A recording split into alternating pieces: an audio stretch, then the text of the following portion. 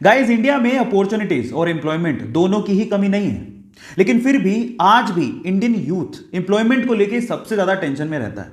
यार, ये जॉब क्यों नहीं मिल पा रही? क्या आपने कभी सोचा है? जो कंपनीज इंडिया में इंडियन यूथ को रिक्रूट करती हैं, उसका इसके बारे में क्या ख्याल है पता है? वो ये कहती हैं कि इंडिया में यूथ की कमी नहीं है, लेकिन स्किलफुल, स्मार्ट, एम्प्लॉयबल यूथ की बहुत कमी है। और जो यूथ स्किलफुल है और स्मार्ट है, उसके लिए जॉब की कोई कमी नहीं है। अब इसको थोड़ा मैं स्टोरी के थ्रू समझाने की कोशिश करता हूं, ध्यान से समझिएगा, जिससे आपको ज्यादा समझ में आएगा। एक बार दो दोस्त थे, एक का नाम था सतीश, दूसरे का नाम था महेश। दोनों ने स्कूलिंग, कॉलेज सब साथ में पूरा किया।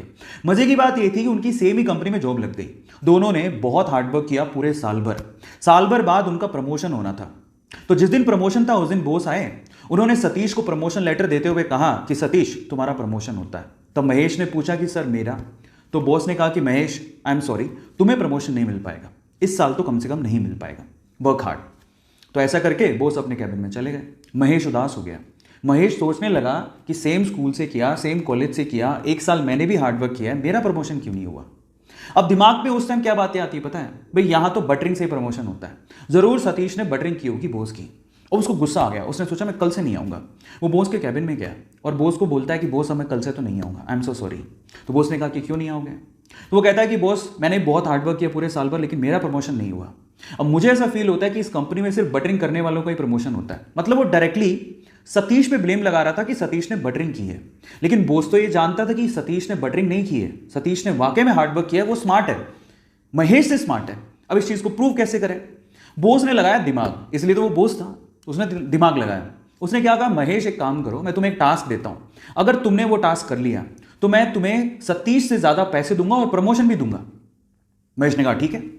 तो बॉस ने कहा तुम एक काम करो, अभी जाओ बाहर, तो हमारे इलाके में पता करो कि आम कौन बेचता है। महेश गया, आधे घंटे बाद वापस आया और बोलता है कि आम एक्चुअली पूरे इलाके में, हमारे इलाके में थोक के भाव में सिर्फ एक ही आदमी बेचता है। तो फिर बॉस ने कहा महेश एक और काम करो, अब जाके पता करके आओ कि वो कितने कितने रुपए किलो में आम बेचता है। वो गया, वापस आया, वापस आके बोलता है कि वो 50 रुपए किलो में आम बेचता है। अब बॉस ने क्या कहा, महेश मैं सेम चीज अब मैं सतीश से करवाता हूं, तुम ध्यान से देखना। उन्होंने सतीश को बुलाया और सतीश को बोलता है कि सतीश एक काम करो, इस इलाके में जो आम बेचता है उसकी खबर लेके आओ कि कौन कौन आम बेचता है। सतीश गया मार्केट में और वापस आया आधे घंटे बाद, और सतीश ने जो कहा महेश उसको देखता रह गया। सतीश ने कहा बॉस, यहां पे आम सिर्फ एक ही आदमी बेचता है और वो 50 रुपए किलो बेचता है, लेकिन उसके पास टोटल 60 से 70 किलो आम है और वो एक साथ अगर हम खरीद ले वो 40 रुपए किलो में दे देगा। और अगर हमने 40 रुपए किलो में वो 60 से 70 किलो आम बेच दिए और हमने अगर 50 रुपए किलो में से सेल किया तो हमें बहुत प्रॉफिट होगा। और आगे आने वाले समय में हम लोग आम में भी अपना हाथ आजमा सकते हैं, आम के बिजनेस में भी। अब आप समझिए कि सतीश और महेश में क्या फर्क था। आप समझ पा रहे हैं कि स्मार्टनेस और स्किल का क्या मतलब होता है। आज का यूथ क्या है ना, सिर्फ इस फिलॉसफी में, ज्यादातर यूथ इसी फिलॉसफी में जीता है कि इतने में इतना ही मिलेगा। जब आप ये सोचते हो कि इतने में इतना ही मिलेगा तो प्रमोशन की आस आपने रखी क्यों है? वो बहुत इंपॉर्टेंट है। मैं हमेशा एक बात बोलता हूं, आप जिस भी कंपनी में काम कर रहे हो या आप जो भी करना चाह रहे हो, अगर वो आपको 100 रुपए देती है ना, तो आप 50 रुपए का काम करके मत दो, आप उसको 200 रुपए का काम करके दो।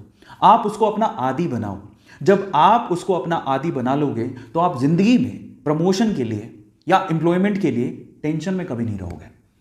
तो अब आपको समझ में आया होगा कि एक्चुअल में क्या मीनिंग है, क्यों लोग एम्प्लॉयमेंट को लेके इतना टेंशन में रहते हैं।